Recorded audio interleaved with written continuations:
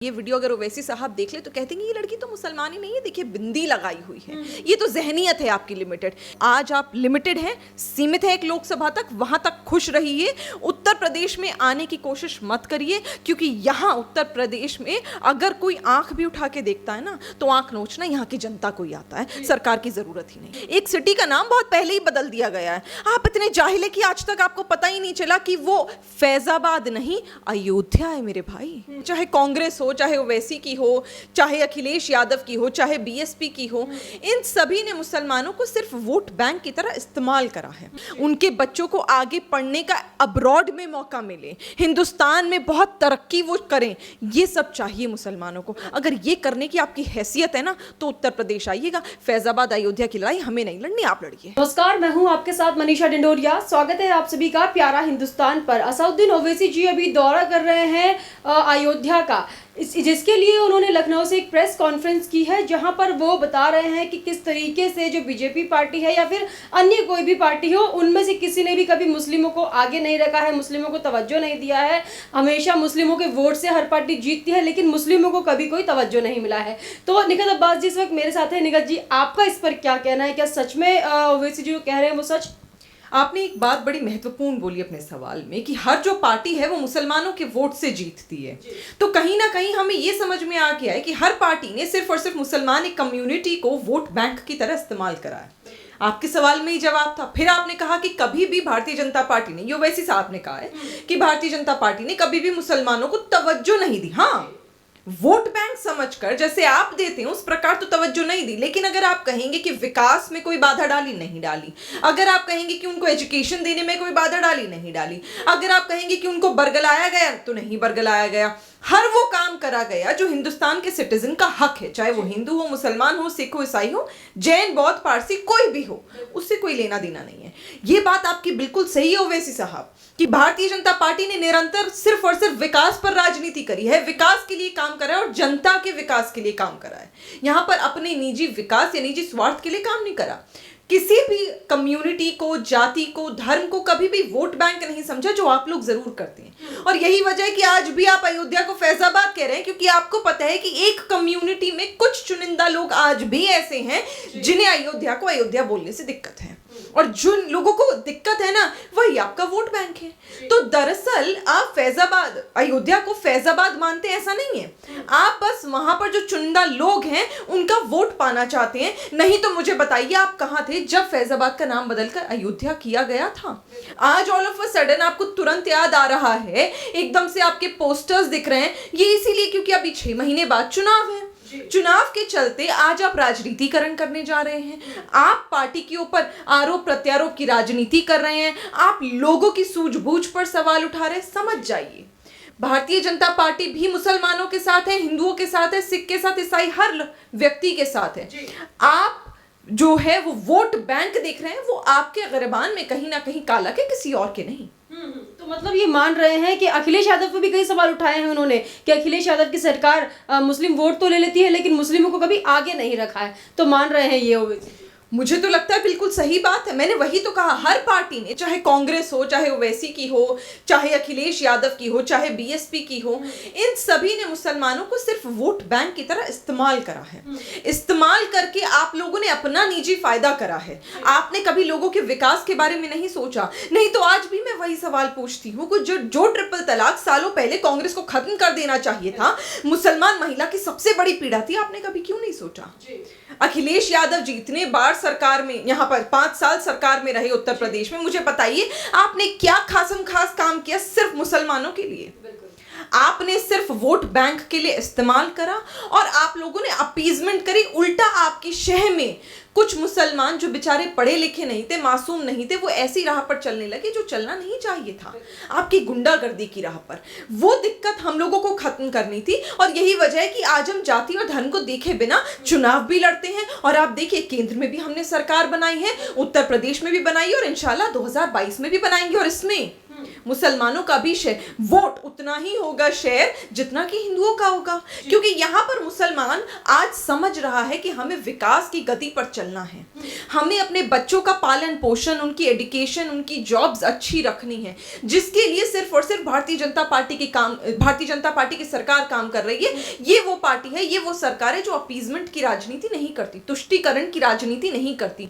आज हमें आपको सभी को उससे बचने की जरूरत है और मुसलमान ये बात बखूबी समझ रहा है। जी निखिल जी, असदुद्दीन ओवैसी जी ये भी कह रहे हैं कि साल 2013 में जो मुजफ्फरनगर दंगे हुए थे उसमें जितने भी बीजेपी नेताओं के ऊपर जो केसेस थे, योगी आदित्यनाथ पे जो केस थे, अगर सपा सरकार, अखिलेश सरकार वो केस वापस नहीं लेती और केस चलने देती तो आज माहौल दूसरा होता। तो केस वापस ले लिया, इस तरीके की वो बातें कह रहे हैं। अखिलेश जी ने लिया ना, आप अखिलेश जी से जाकर पूछिए। अगर कोई गलती होती है, अगर किसी व्यक्ति पर कोई आरोप ऐसा होता जो वाकई पुख्ता था और उसके सबूत मिल जाते तो बेशक वो लोग आज सलाखों के पीछे होते। क्योंकि हम लोग तो उस पार्टी के लोग हैं, भारतीय जनता पार्टी वो लोग हैं जिसने सेंगर को भी जाकर जेल में डाल दिया, तो लोगों ने बड़ी छाती पीटी थी कि आपने एक विधायक को जेल में डाल दिया। डालना था ना, रेपिस्ट था तो डालेंगे नहीं क्या? बड़े आपको दुख हुआ था कि सस्पेंड कर दिया, भाई तब आप क्यों शह दे रहे थे? आज आप कह रहे हैं कि केस वापस ले लिया। अगर पुख्ता सबूत होते, हम तो आज भी कह रहे हैं आप लेकर आइए, और अगर हमारी पार्टी के किसी भी कार्यकर्ता या किसी भी व्यक्ति पे पुख्ता सबूत उसके खिलाफ मिल जाते हैं तो आप याद रखिएगा, ये योगी जी की सरकार है, उठाकर जेल में पटक दिया जाएगा। यहाँ पर पार्टी देखकर हम क्राइम नहीं जस्टिफाई करते। अगर कोई क्रिमिनल है तो वो सलाखों के पीछे होना चाहिए, ये बेहद जरूरी है। जाति और धर्म देखकर आप छाती पीटते हैं। जब किसी ब्राह्मण मॉन्स्टर को, मैं तो मॉन्स्टर ही कहूंगी क्योंकि उग्रवादी टाइप लोग हैं, जब पकड़ लिया जाता है तो आपको दुख होता है, आप छाती पीटते हैं कि ब्राह्मण के खिलाफ है भारतीय जनता पार्टी की सरकार। क्यों? आपको तब वोट बैंक दिखता है, तब आपको नहीं दिखता कि कौन अपराधी है और कौन नहीं, और कौन मासूमों की जान ले रहा है। आपको विकास दुबे का तो कांड याद होगा, उसके बावजूद आपने ब्राह्मणों के लिए छाती पीटी थी। अरे मेरे भाई, मेरे ब्राह्मण भाई बहुत समझदार हैं, उन्हें पता है कि यहाँ पर जाति और धर्म देखकर क्राइम को जस्टिफाई नहीं किया जा रहा है। जो गलत है वो सलाखों के पीछे होगा और जो सही है उसे खुले आम जीने की और हवा में सांस लेने की आजादी है, और उत्तर प्रदेश की यही खूबसूरती है। आज जो अखिलेश यादव की सरकार में हुआ करता था गुंडा राज, वो नहीं होता। आप खुद उत्तर प्रदेश में खड़ी हैं, हर चौराहे पे आज पुलिस है। क्यों?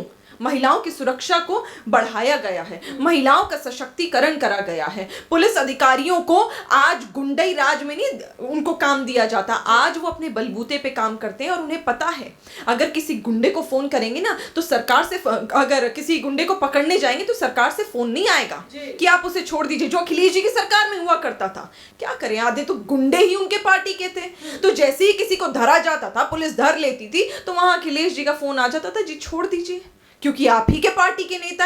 ये भारतीय जनता पार्टी में नहीं होता। तो इसको बदलने के लिए आज सरकार में हम हैं और हमेशा ही रहेंगे, याद रखिएगा। कुलदीप सेंगर का आपने नाम लिया तो ओवैसी जी का एक और बयान है, प्रज्ञा ठाकुर और कुलदीप सेंगर जैसे लोगों को तो पॉपुलर बना देते हैं, लेकिन अतीक अंसारी और मुख्तार अंसारी को गैंगस्टर बना देते हैं, बाहुबली बना देते हैं योगी जी। इस पर आप क्या कहेंगे?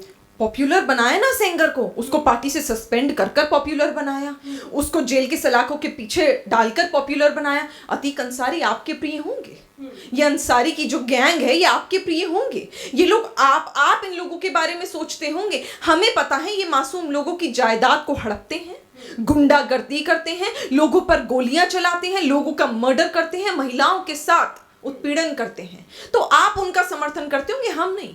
जो गुंडे हैं, मैं दोबारा दोहराऊंगी, जो गुंडे हैं वो सलाखों के पीछे रहेंगे और जो नहीं है वो खुली हवा में सांस लेंगे, चाहे वो किसी भी जाति या धर्म का हो। छाती आप पीटते रह जाइएगा, यहाँ पर जो क्राइम करेगा वो सलाखों के पीछे था, है और रहेगा। लेकिन निखिल जी, जिस तरीके से असदुद्दीन ओवैसी मुस्लिम छाती पीट कर बोल रहे हैं, अभी चाहे वो गैंगस्टर हो, मुख्तार अंसारी, अतीक अंसारी हो, उनको आड़ में लेकर कह रहे हैं कि मुस्लिमों के लिए कुछ नहीं करती है, मुस्लिमों को जेल में डाल देती है। कुलदीप सेंगर की भी तो डाला था जेल में। तो फिर मैंने कहा, यही तो मैंने कहा, विकास दुबे का तो देखिए, एनकाउंटर पे भी आप रो रहे थे।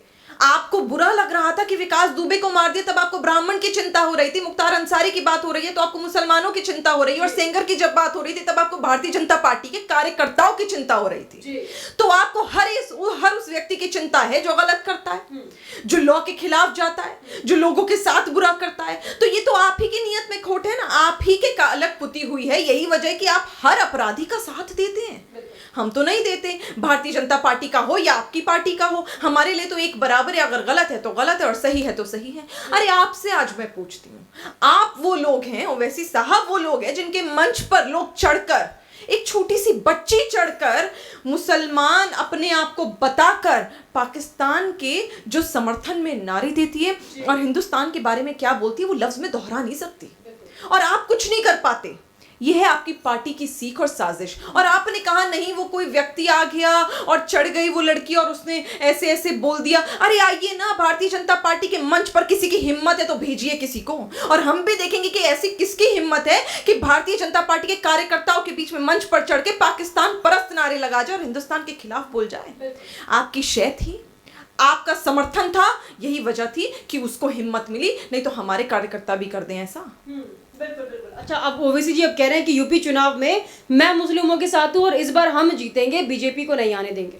अरे आप कहाँ की बात करते हैं? जो व्यक्ति, जो पार्टी इतने सालों से सिर्फ एक लोकसभा तक सीमित है, वो उत्तर प्रदेश जीतेंगे, वो उत्तर प्रदेश में मुसलमानों का सपोर्ट करेंगे। अरे आप अपनी लोकसभा में मुसलमानों का तो विकास कर दीजिए, तब हम बात करेंगे कि आप मुसलमानों के परस्ती हैं, आप मुसलमानों के बारे में सोचते हैं। आप वो लोग हैं जो फतवे को सराखों पर रखते हैं। अगर महिला के खिलाफ फतवा आ जाए तो आप लोगों को बड़ी खुशी होती है। अगर महिला हिजाब में पहने तो आपको अच्छी लगती है, अगर हिजाब ना पहने तो आपको बुरी लगती है। अगर महिला बाल खोल ले तो आपको मुसलमान नहीं लगती, और अगर बाल बांध ले तो आपको मुसलमान लगती है। आज मैंने शायद बिंदी लगाई हुई है, और ये वीडियो अगर ओवैसी साहब देख ले तो कहते हैं ये लड़की तो मुसलमान ही नहीं है, देखिए बिंदी लगाई हुई है। ये तो जहनियत है आपकी लिमिटेड। इतनी जहनियत लिमिटेड लेके आपको लगेगा कि आप हिंदुस्तान के सबसे मजबूत और सबसे बड़े राज्य को जीत लेंगे।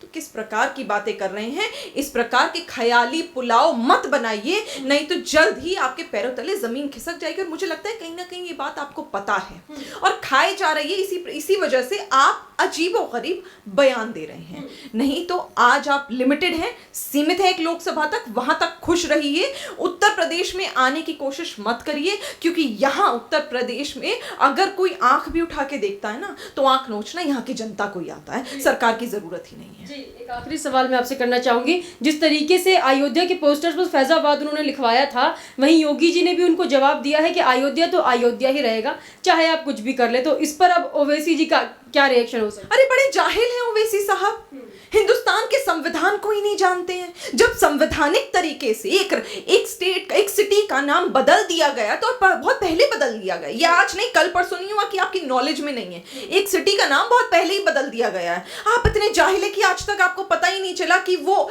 फैजाबाद नहीं अयोध्या है मेरे भाई। अयोध्या को अयोध्या बोलिए, आप फैजाबाद मत बोलिए, क्योंकि आपकी समझदारी पे लोग हंसने लगते हैं कि कैसा जाहिल व्यक्ति है, चुनाव लड़ने के लिए चला है, उत्तर प्रदेश जीतने के लिए चला है और इसको यही नहीं पता कि अयोध्या है, फैजाबाद नहीं है। जब तक आप अपने आप को, जहनियत को बदलेंगे नहीं, इस वोट बैंक को बदलेंगे नहीं, वोट बैंक को समझेंगे नहीं कि आज मुझे विकास के लिए वोट बैंक जमा करना है, किसी जाति या धर्म को देखते हुए नहीं, मद्देनजर रखते हुए नहीं, तब तक मुझे नहीं लगता आप इतनी छोटी छोटी चीजों से उठ पाएंगे। आज जनता को यह जरूरत नहीं है, मुसलमान की यह जरूरत नहीं है कि आप अयोध्या को फैजाबाद बोलें।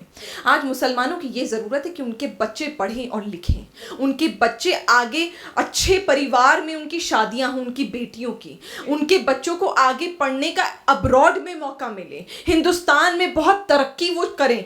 ये सब चाहिए मुसलमानों को। अगर ये करने की आपकी हैसियत है ना तो उत्तर प्रदेश आइएगा। फैजाबाद अयोध्या की लड़ाई हमें नहीं लड़नी, आप लड़िए। जी, बहुत बहुत धन्यवाद आपका निगत जी। ये थे हमारे साथ निगत अब्बास जी। का यही कहना है कि जिस तरीके की राजनीति ओवैसी जी कर रहे हैं मुस्लिम वोट बैंक को लेकर, आपको बता दें कि मुस्लिम जो है वो अयोध्या या फैजाबाद की लड़ाई पर खुश नहीं होगा। वो खुश होगा जब आप उनको एजुकेशन देंगे और पढ़ने लिखने का जो महिलाओं का अधिकार है वो मुस्लिम महिलाओं को देंगे। आपका इस पर क्या कहना है हमें कमेंट करके जरूर बताइएगा। हमारे साथ ऐसे ही बने रहिए, देखते रहिए प्यारा हिंदुस्तान।